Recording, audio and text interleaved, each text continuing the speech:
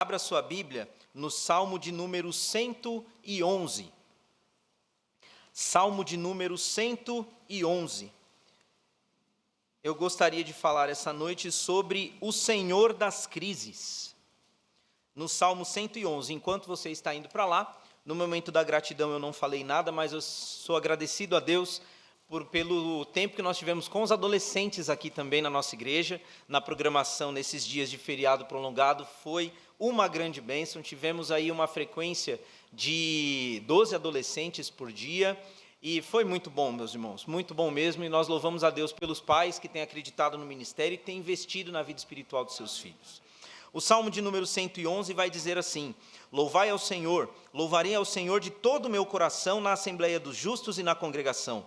Grandes são as obras do Senhor, procuradas por todos os que nelas tomam prazer. A sua obra tem glória e majestade, e a sua justiça permanece para sempre. Fez com que as suas maravilhas fossem lembradas. Piedoso e misericordioso é o Senhor. Deu mantimento aos que o temem. Lembrar-se-á sempre da sua lembrança. Anunciou ao seu povo o poder das suas obras para lhe dar a herança dos gentios. As obras das suas mãos são verdade e juízo, seguros todos os seus mandamentos.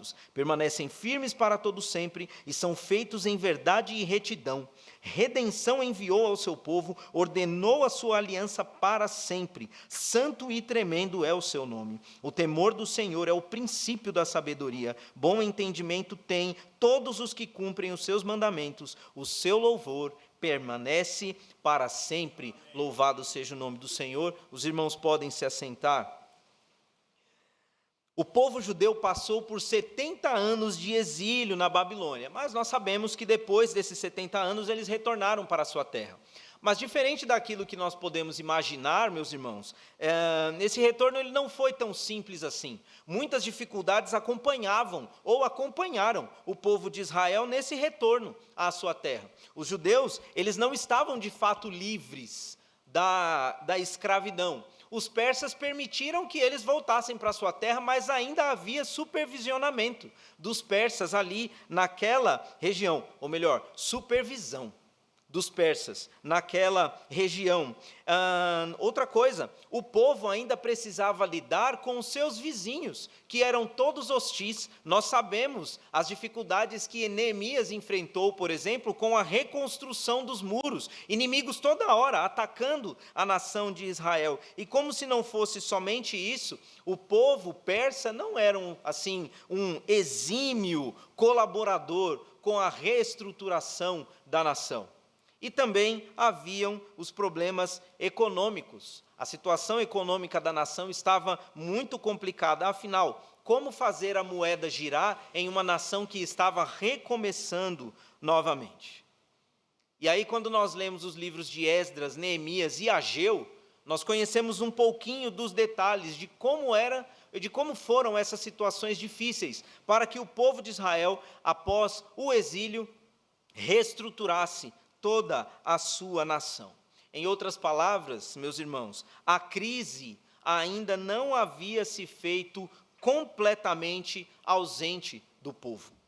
O povo ainda enfrentava crises. Voltaram para casa, é bem verdade, mas eles ainda enfrentavam muitas dificuldades. Ainda havia muito a se fazer e há muito a se superar também, para que de fato tudo pudesse voltar a ser como antes, ou pelo menos melhorasse um pouco mais.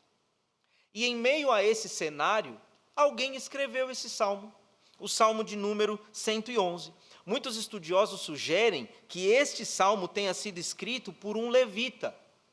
E ele fez isso a fim de animar o povo em meio a tão grande crise que a nação enfrentava. E dentro desta crise, ele usa então, ou ele indica algumas ações para que o povo então pudesse se animar e continuar buscando ao Senhor. E quais são essas ações que ele indica? São 4, e eu gostaria de mencioná-las aqui. A primeira delas, o salmista incentiva o povo a começar pelo louvor e adoração a Deus. É o que a gente vê no primeiro versículo que lemos. A primeira coisa, adoração e louvor. Mas não era qualquer tipo de adoração, não era qualquer tipo de louvor, mas era algo feito de coração. Em outras palavras, tinha que ser feito com inteireza de coração, com integridade no coração, com sinceridade e com honestidade no coração. Adoração, meus irmãos, é algo que precisa ser feito de forma consciente e cheia de razão e de intenção. Adoração não é uma coisa simples. Quando nós tornamos a adoração algo simples, geralmente ela perde o seu sentido, ela perde a sua essência.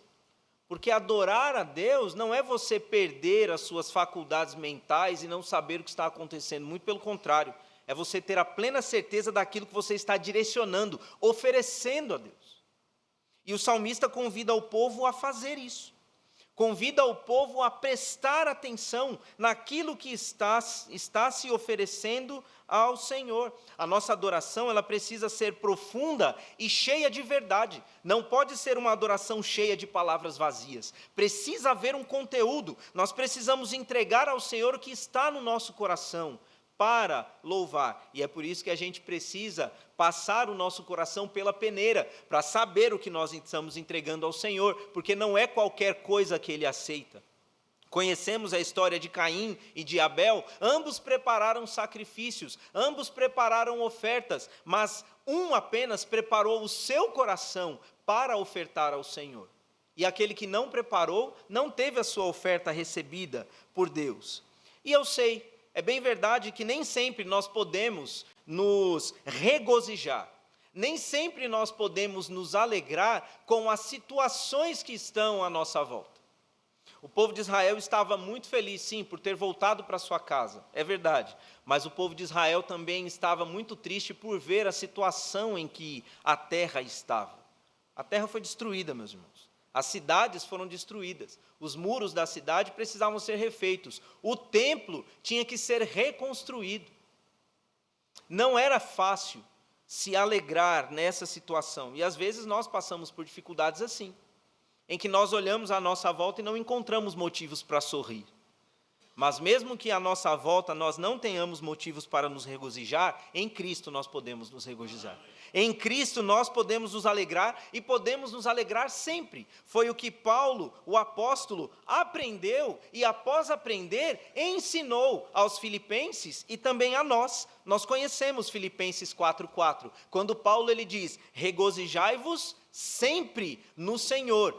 Outra vez digo, regozijai-vos. E qual era a situação em que Paulo se encontrava? Ele estava preso. Estava algemado a um tronco, não tinha liberdade, estava preso porque pregava o evangelho do Senhor. A situação não era favorável, a situação não era feliz, não era alegre, mas ainda assim, Paulo sabia se regozijar, porque ele se regozijava em Cristo, porque Cristo era a sua alegria.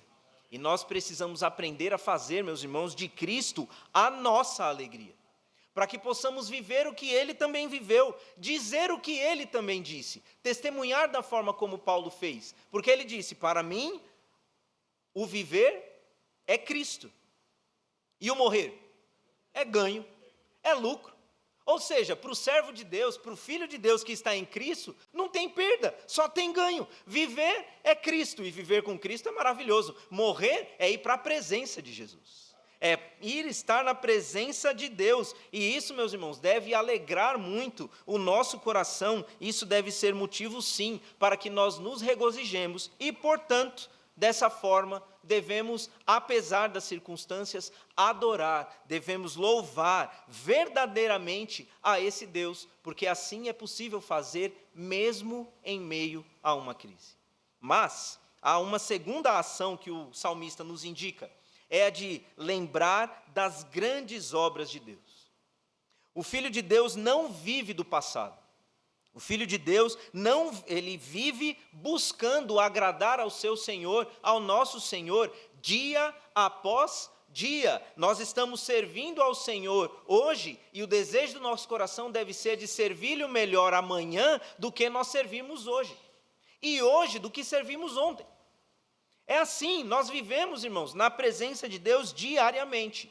Mas o passado tem uma finalidade importante e muito importante em nossa vida. Eu diria que uma finalidade gloriosa. O passado, ele apresenta para cada um de nós, que é o de fazer com que nós mantenhamos sempre ativo na nossa memória as grandes coisas que Deus já realizou em nossa vida, para que nós nos lembremos que Ele continua tendo poder para realizar novas grandes obras em nossas vidas. Por isso precisamos nos lembrar daquilo que Deus já fez, e o salmista ele convida o povo a fazer isso. Olha que interessante as características que o salmista ele vai apresentando. No versículo 2, ele diz que tudo o que Deus faz é grande. E além disso, meus irmãos, tudo o que Deus faz é grandioso. É grandioso, tem diferença. Ser grande pode ser grande no tamanho, mas grandioso é algo que tem uma importância muito maior.